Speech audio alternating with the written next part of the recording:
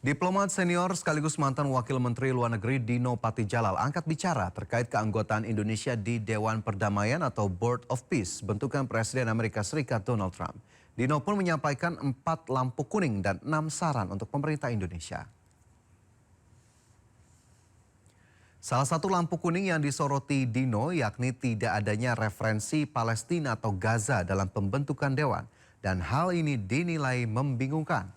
Pasalnya piagam yang ditandatangani di Davos berbeda dengan yang dimandatkan PBB, di mana terdapat 20 poin rencana perwujudan perdamaian di Gaza.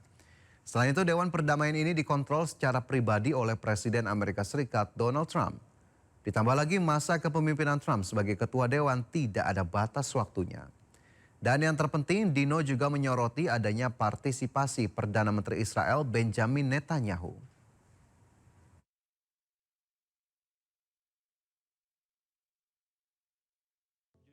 Kita banyak yang merasa terusik dengan hal ini karena yang meratakan dan menghancurkan Gaza justru adalah Netanyahu sendiri.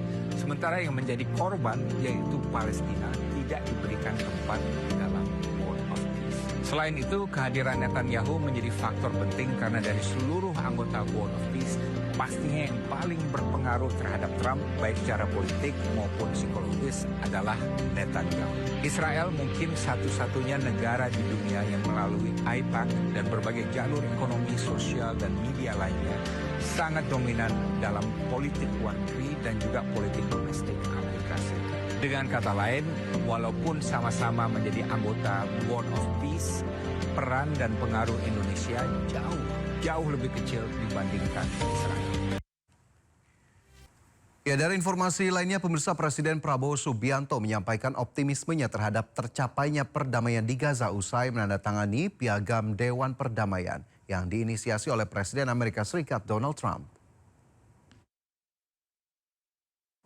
Prabowo menyebut bergabungnya Indonesia dalam Dewan Perdamaian ini merupakan momentum bersejarah dan peluang nyata untuk mendorong perdamaian bagi rakyat Palestina.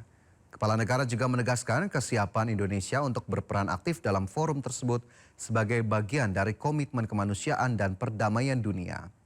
Prabowo menambahkan organisasi ini terbuka bagi negara-negara yang memiliki tujuan untuk perdamaian dan kemanusiaan.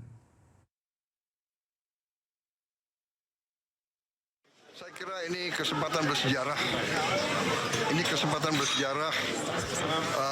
Ini benar-benar peluang untuk mencapai perdamaian di Gaza. Yang jelas penderitaan rakyat Gaza sudah berkurang, sangat berkurang, ya, sangat berkurang. Bantuan-bantuan kemanusiaan begitu deras, begitu besar sudah masuk.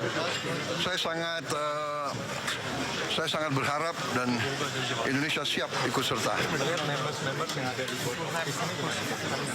Yes, siapa yang ingin perdamaian di situ, siapa yang ingin bantu rakyat Gaza, rakyat Palestina, ya.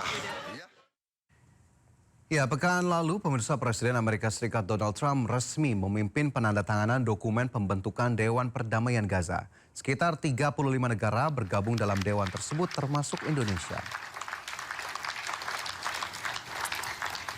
Tepuk tangan hadirin menyambut resmi dibentuknya Dewan Perdamaian Gaza yang ditandai oleh penandatanganan dokumen pembentukan badan tersebut.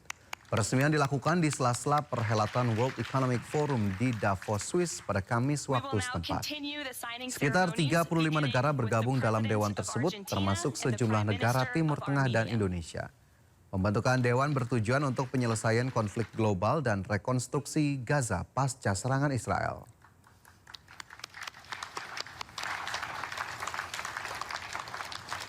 Turut menandatangani dokumen pembentukan Dewan Perdamaian Gaza yakni Presiden Prabowo Subianto, Trump yang duduk di apit Perdana Menteri Hungaria Viktor Orban, dan Presiden Prabowo tampak menepuk punggung Presiden.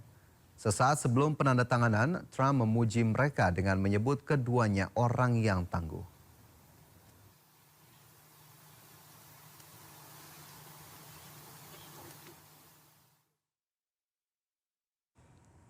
Di Indosiar.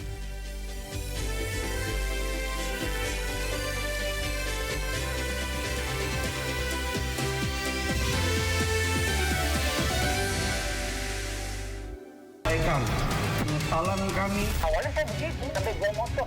Mereka cukup aktif merekrut lebih banyak orang-orang Indonesia. Mengedepankan objektivitas dan juga fakta yang ilmiah. Pada umumnya mereka nggak tahu tenaga mereka digunakan. Membahas setiap cerita dari banyak sudut pandang. Ketiga terdakwa juga dipecat. Penjara seumur hidup. Jangan lewatkan Inside Story, Minggu pukul 7 malam di Sindo News TV. Program berita teraktual prime time Anda. Presiden Republik Indonesia tiba di Brussel, Belgia. Dugaan korupsi kuota haji. 1.000 rekening penerima bansos terindikasi judi online. Menggali banyak peristiwa dari beragam lokasi. Muhammad Riza Khalid jadi salah satu tersangka. Olah tempat kejadian perkara kasus tewasnya diplomat. Dapatkan informasi penting di Sindo Prime setiap Senin sampai Jumat jam 7 malam di Sindo News TV. Isu terhangat sepekan terakhir. Ke-7 Republik Indonesia, Joko Widodo menduga ada agenda politik besar. Polisi merilis merek beras premium yang diduga dia. Rangkuman berita viral. Sekolah rakyat gratis sangka kasus dugaan korupsi tata kelola minyak mentah. Sopir truk di Subang, Jawa Barat melakukan aksi mogok kerja. Temukan semua informasinya di Top Issue setiap Sabtu dan Minggu di Sindo News TV.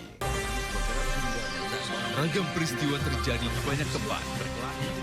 Menelantarkan bayi berusia 3 bulan. Ditemukan narkoba di dalam rumah. Menabrak tiang pipa milik perusahaan minyak dan gas asing. Mengabarkan secara update dan faktual. Warga pun ramai-ramai berjibaku mengevakuasi mobil. Harus menyeberangi sungai Cikaso. Yang menampilkan sejumlah alat yang rusak. Setelah nekat meracik obat. Sindo File setiap Senin sampai Jumat jam 6 sore di Sindo News TV. Pintu masuk bagi Amerika Serikat untuk kepentingan yang lebih besar.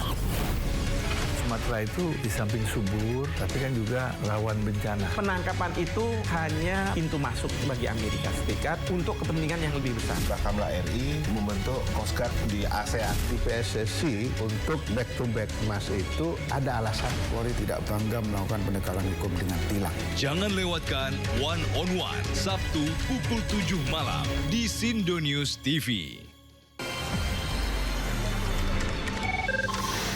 Sumber dari berbagai sumber berita aktual. Sumber informasi, sumber inspirasi. Dari acara deklarasi Saji lugas Tegas. dan berkelas. Hasil gelar perkara. Semuanya lengkap di sini.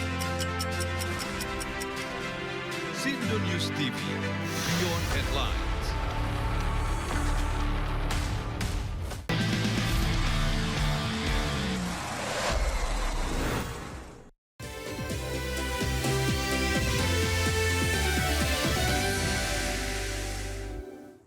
Pemirsa, ribuan buruh hari ini berunjuk rasa di kawasan Patung Kuda, Jakarta Pusat. Masa buruh menuntut perbaikan upah. 5 orang proses cerai karena ekonomi yang berantakan. Masa aksi elemen buruh dan serikat pekerja beraksi di kawasan Patung Kuda, Jakarta Pusat, menyuarakan orasi lantang. Dari kawasan Patung Kuda, masa aksi dijadwalkan akan membagi kekuatannya. Selain berunjuk rasa di Istana Negara menuntut revisi kenaikan UMP 2026 yang dinilai tak layak, masa juga dikabarkan akan mendatangi kantor Komdigi serta kantor operasional salah satu platform sosial media.